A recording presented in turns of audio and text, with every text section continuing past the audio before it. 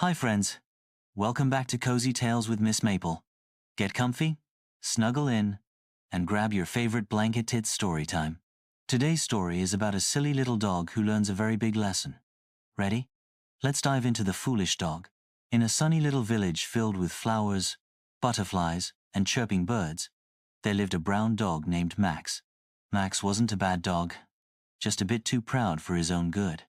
He was known for strutting around with his chest puffed out and his nose in the air, acting like he was the smartest animal in the whole countryside. But Max wasn't the smartest. In fact, he often acted before thinking, which led him into all sorts of funny and sometimes embarrassing trouble. One warm morning, Max was trotting through the village market when he spotted something delicious, a big, juicy bone lying near the butcher's stall. The butcher had stepped away for a moment, and Max, without asking or thinking, snatched the bone and dashed off down the path, tail wagging in triumph. "Oh, what a fine bone," he barked happily, holding it tightly in his mouth. "I'll be the envy of every dog in the village." Max ran until he reached a small wooden bridge that crossed a gentle stream.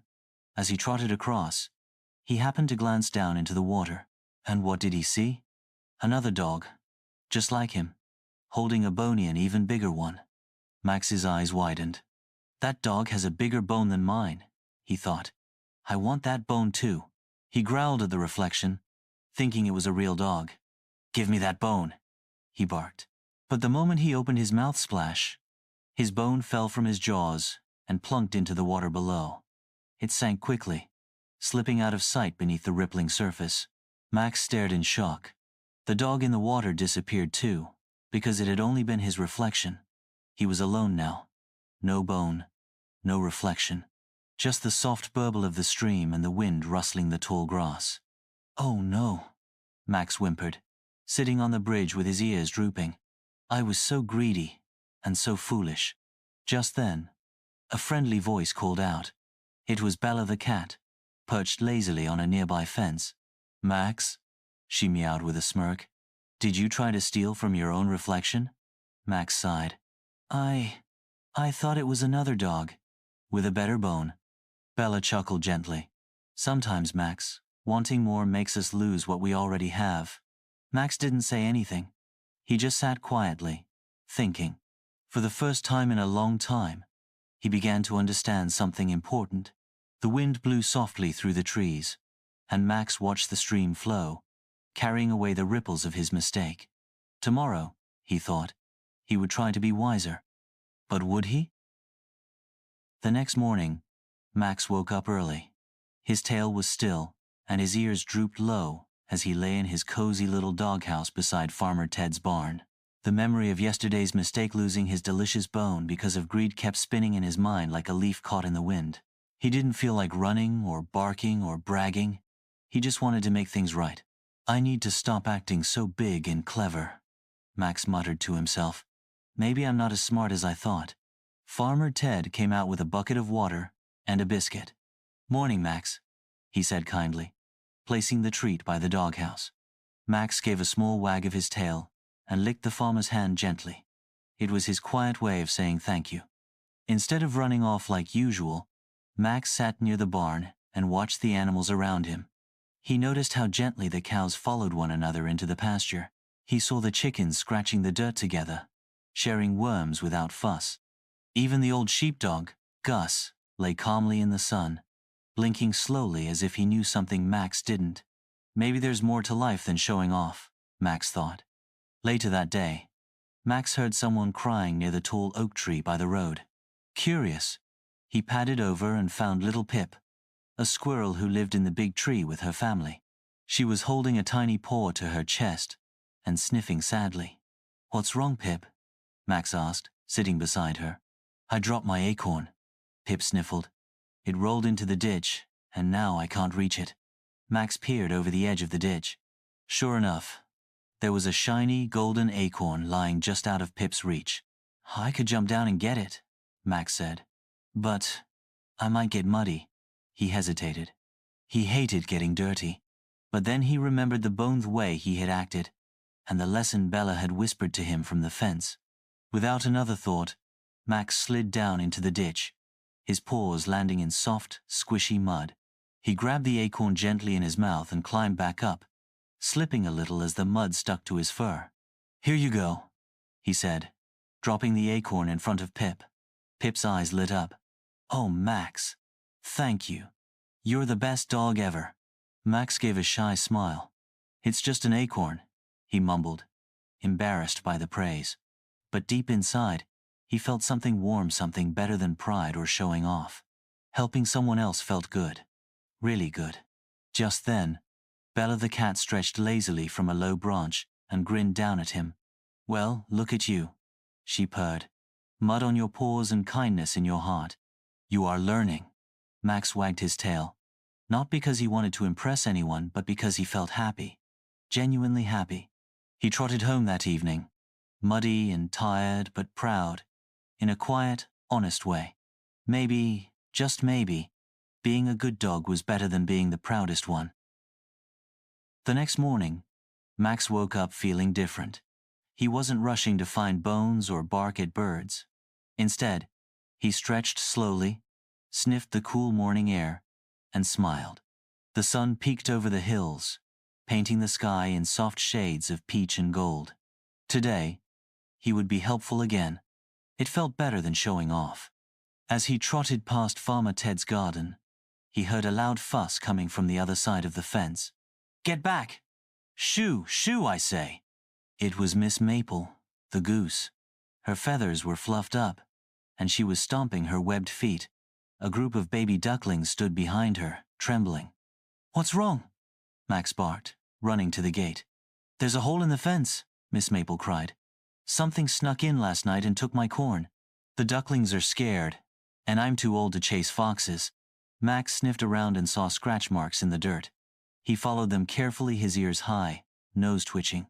The tracks led behind the shed, where he spotted a scruffy red fox napping beneath the woodpile. "Hey!" Max barked loudly. The fox blinked and yawned. "Oh, it's just you," he said lazily. "Go chase your tail, silly dog." Max growled softly but didn't rush in. Instead, he stood tall and firm. "You scared the ducklings and stole from Miss Maple," he said. "You have to go. This is their home." The fox chuckled. "You think you can stop me?" Max took a deep breath. "Maybe I can't, but I won't let you stay. I'll bark all day if I have to. I'll guard this fence and keep it safe." The fox narrowed his eyes. He didn't want a noisy dog ruining his naps. With a flick of his tail, he slinked off into the woods. Max hurried back to the garden.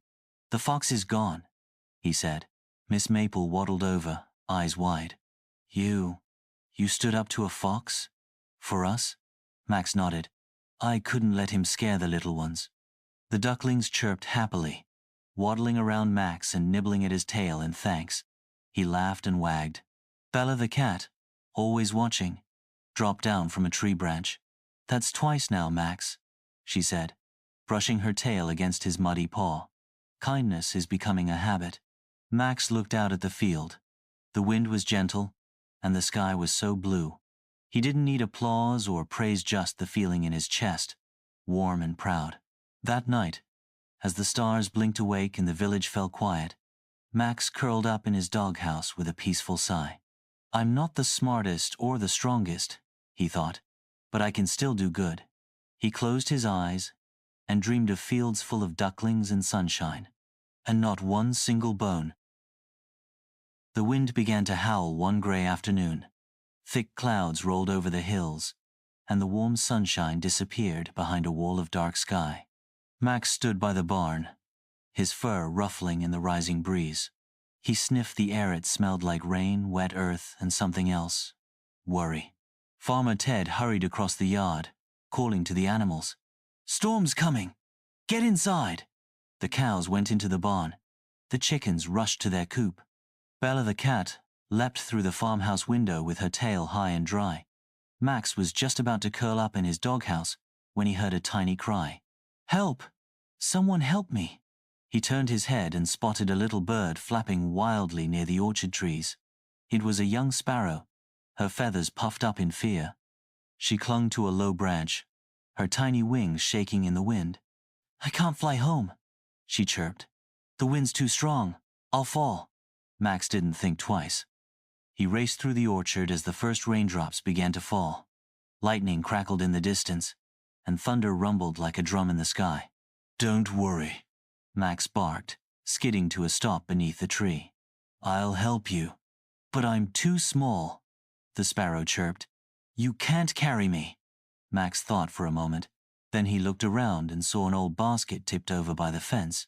He grabbed it gently and dragged it beneath the tree, tucking a bit of hay inside.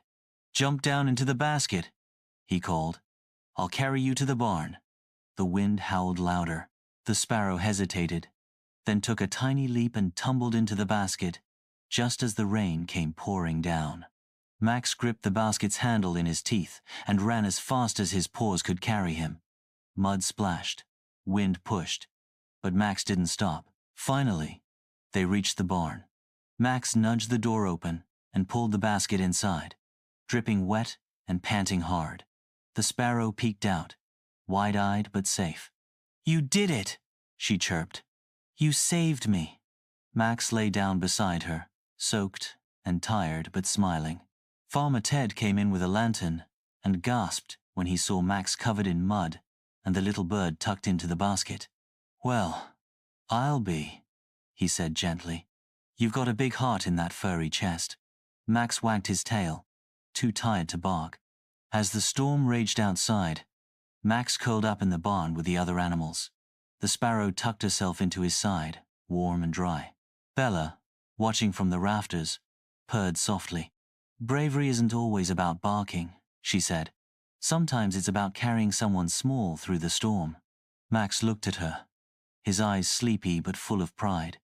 He had once been foolish, but now he was learning what it truly meant to be good. The next morning, the sky was bright again. The storm had passed, and the world felt clean and quiet. Max stretched beside the barn, his fur still damp, but his heart full. Helping the sparrow had made something inside him feel stronger and softer at the same time.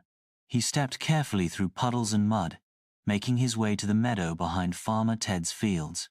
Birds were chirping again, and the grass sparkled with leftover rain. Max stopped at the pond near the big oak tree.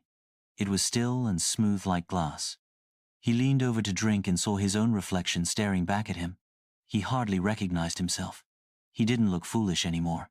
He didn't look proud or loud. He looked calm.